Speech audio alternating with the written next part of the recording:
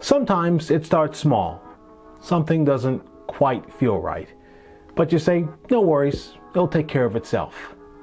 Then it gets a little bit worse. But still you're like, no. I'm not injured. I'll just go back to training.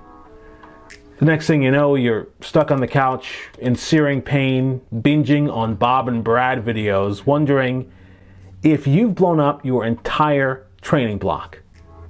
At least that's how the cycle typically goes for me. But this week, I had a plan. So you remember last week I told you about tweaking my knee? That didn't quite go away. I figured that some ice and an extra day off would do the trick. And it did, at least until my 8-mile long run. The next day was no fun at all. In fact, it hurt more than the day before and the day before that. That made it pretty clear that I had to take whatever this was seriously.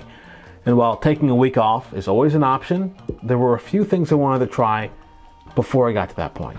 Starting with moving this week's runs off the road onto a much softer surface. It's always one of the first things I try when something's not quite right, and I find it can help. I switched up my shoes, popped on a knee brace, whatever I could think of. My goal here was to keep moving, but also to be as kind to my body as humanly possible. The result? I actually got in all 5 runs this week, including some tempo intervals and strides, as the pain progressively went away.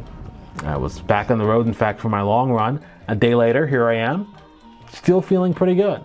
So I had a little bit of a scare, but it looks like I dodged the bullet, and perhaps the Bob and Brad marathon will have to wait. Sorry, Bob. Sorry, Brad. Not today.